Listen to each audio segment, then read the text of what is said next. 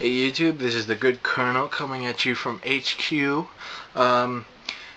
So recently I've been doing my taste in video games and my taste in books. So recently, last night actually, I watched King Kong, and I got to thinking maybe I should do a movies portion of that too. So I just pulled them off the shelf and called them as I see them. These are some of my favorite movies.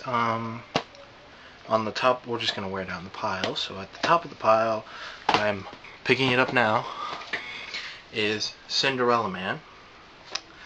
This is a rich man's Rocky.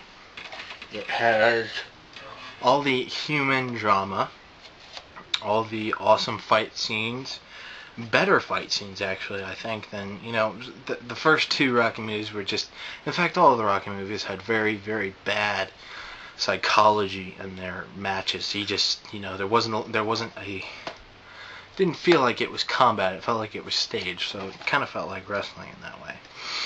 But it also displays the period, which is Depression era 1930s, very well. Makes you feel, it really hits you hard when he finds out he sent his kids away, and that's a spoiler for people. So sorry, I spoiled something for you if you haven't seen it, but if you want a good boxing movie to watch, this is one of the best. Okay, next movie, August Rush. The music in this is incredible, but they did not faithfully reproduce it on the soundtrack, so don't expect to pick up the soundtrack and have as good as an experience as the movie was. It starts out really slow.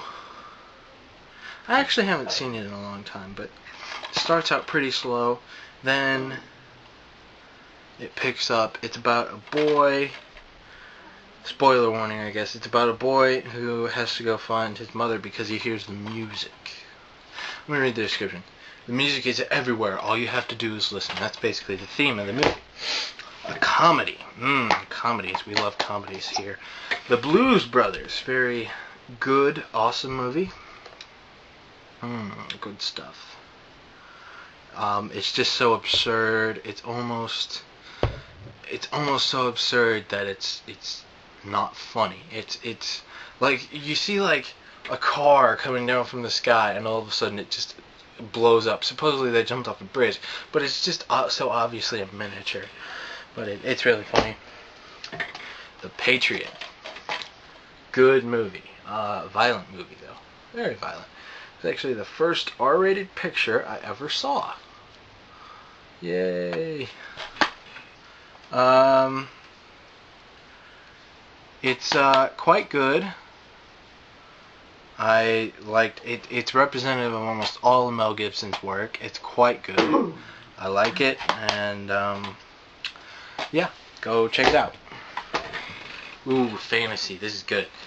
Narnia. This is the big one. The big one that came off the shelf. It's wonderfully crafted, it's faithfully translated, and it's just a good movie. I respect Andrew Adamson for this one, but not so much for the second one. The second one was just Hollywoodified. It just wouldn't. It was too much a movie and not enough a story about Prince Caspian, and so that's how it is. Yeah, but that one, go check it out. You have to see that one.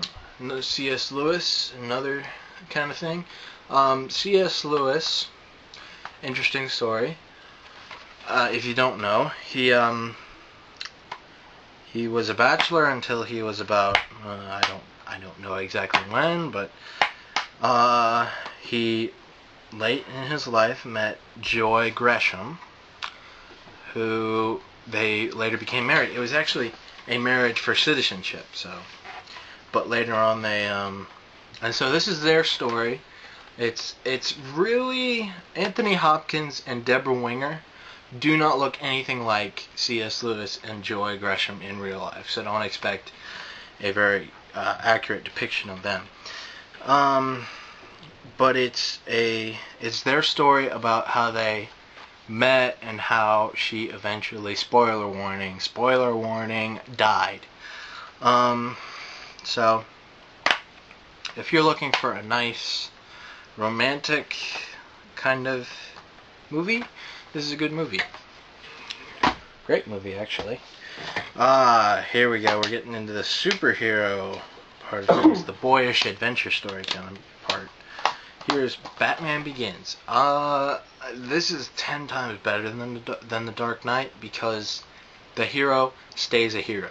Whereas in the Dark Knight, if you've never seen it, just a spoiler warning, he ends up lying to the whole populace of Gotham City, which, you know, wrong. Just wrong. This is more American, and keeping with the traditional hero archetype is Iron Man. It's a redemption story basically, and it's got good action, very good action. It's not as it doesn't have as much atmosphere as Batman Begins. So if you want a good atmosphere, I mean, it does have a good atmosphere, but it's more comic booky. So yeah. Star Wars: Return of the Jedi. This is representative of the whole Star Wars saga except the prequels, which is pretty much, you know, how it goes. If they had done it in reverse, I would have been much happier. Except then you wouldn't have the original actors, and so it wouldn't have as much impact. But I would like, I don't know, maybe they could be redone as video games. Yeah. People are gonna hate me for that. Another good superhero adventure story is SpiderMan. This is SpiderMan 2, actually, and it's representative of the whole thing as well. It's actually very good. This is probably my favorite Spider-Man movie. It's got a very good story about a guy who wants to do what he wants to do, but knows he can't do it because it's not the right thing to do. So yeah, check it out. If you haven't already, these are pretty popular movies. The Return of the King. Again, representative of the entire series of Lord of the Rings. I don't know why this case is blue. It's a lovely blue, but it's blue. Return of the King. Sorry, just waving at my brother to get out of here. Return of the King. Great movie.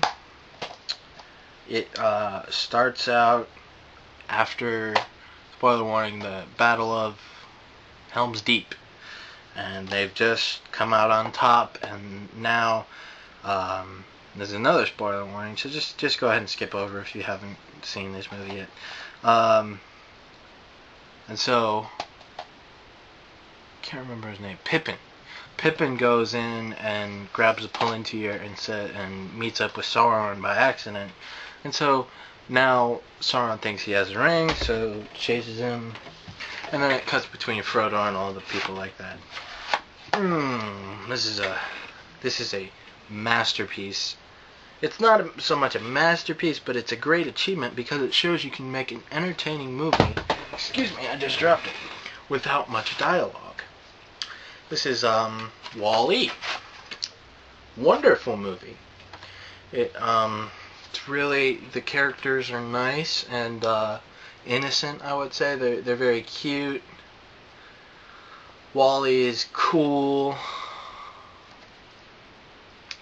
There's not much else to say. It's a great story.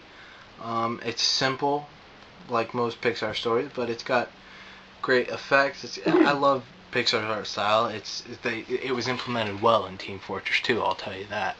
I'm not gonna lie to you. They ripped it off blatantly, but this is representative of Pixar's entire line of work. I love Pixar movies. Great movies for kids.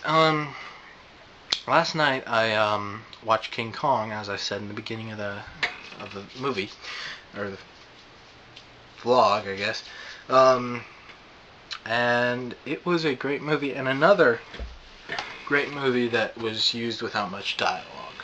I mean, in the beginning there was not a ton of dialogue, but a lot of dialogue. It focused on the dialogue. And then in the middle, it focuses between the interaction between Anne and King Kong. Spoiler warning. I'm just gonna spoil everyone's day with this one. and this is Peter Jackson's King Kong. By the way, Peter Jackson can take any story and make it compelling to watch, but he cannot do it in less than 3 hours.